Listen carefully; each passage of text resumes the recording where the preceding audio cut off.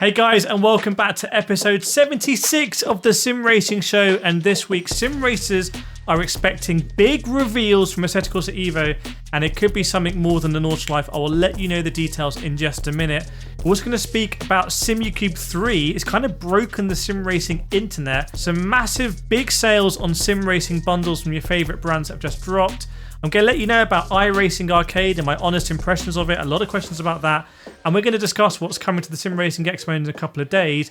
New updates from games, including NASCAR 25, a few surprise announcements, and also some delays as well. So basically, right now, make sure you hit that subscribe button, hit the like button, leave me a fire emoji. Let's get into it. So this week, everything is pointing towards one massive question. Is this the moment that Kunos really turned Assetto Corsa Evo around?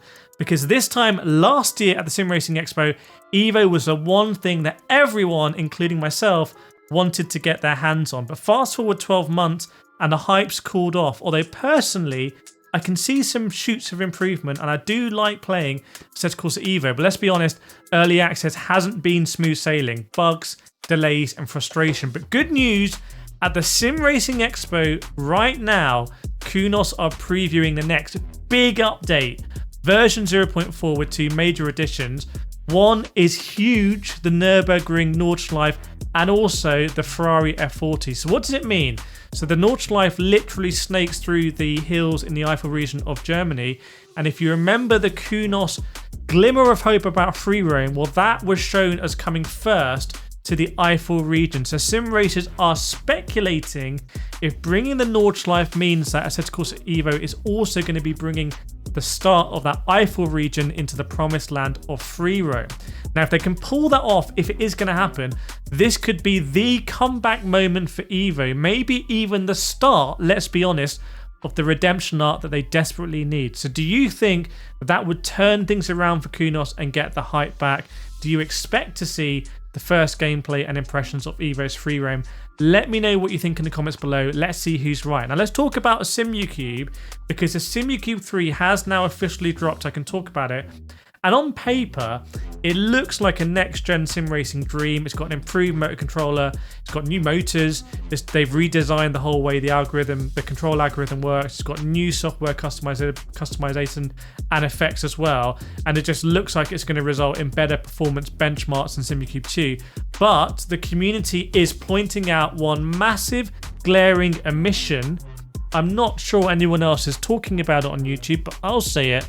No USB pass-through. So reportedly, the new base won't support direct USB from the wheel to your PC in all cases. So if your wheel isn't built for the Simucube 3 link system, you'll need to run a separate cable.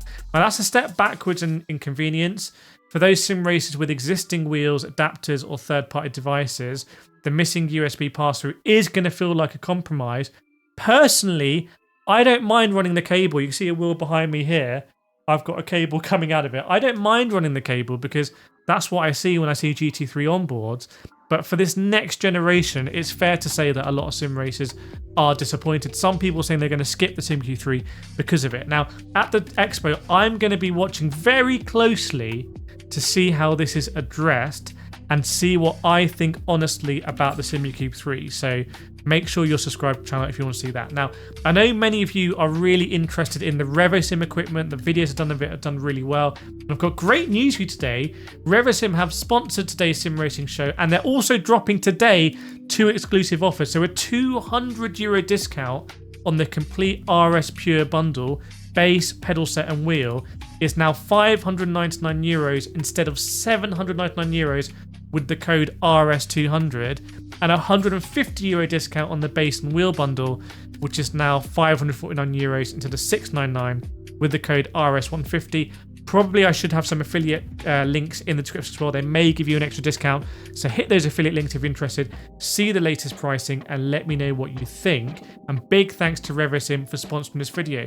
They're also going to be at the Expo, so if you're heading there, you'll also be able to try out their gear in Germany.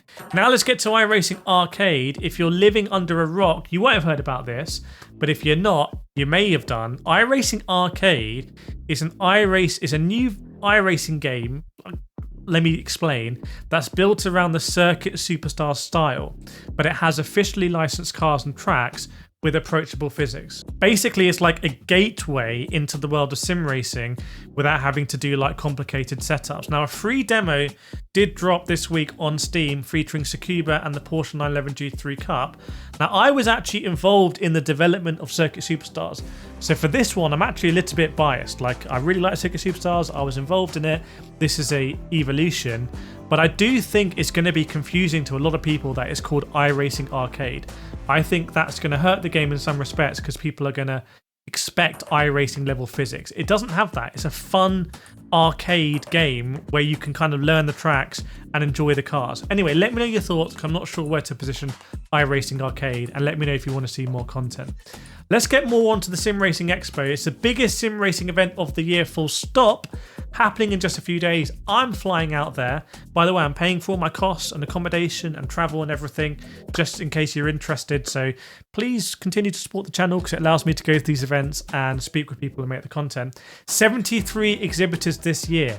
So we're going to get all the gear, software, cockpit builders, full stack. The biggest names are there: Fanatec, Thrustmaster, Simucube, Asetec, GT Mega, Asher, among many, many, many more. Surprisingly, Logitech G are not there, which I find a bit interesting given that they were so promptly there last year and they've just launched the RS50, but there we go. Across 3 days, there's going to be loads of interviews, etc.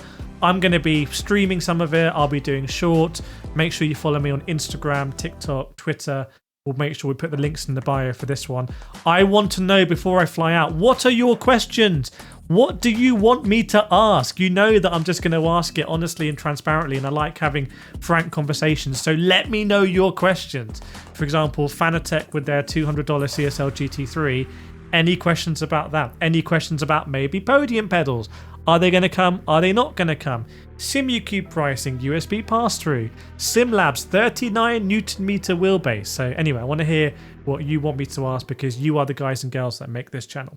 Now, Asher Racing are also going to be there. Last year, I got an exclusive interview with Martin Asher, who told us about the secrets of the Asher wheel, which Max Verstappen was using in racing. Now, Max Verstappen is still using an Asher wheel, so I'm really excited to potentially get some more insight with Max Verstappen and sim racing, which is going to be really exciting. Team Redline are also there in a official capacity. We've been covering them a lot this year, awkwardly, sometimes to do with cheating and exploits, but they're going to be there as well. So maybe there'll be some content drops or official esports league announcements.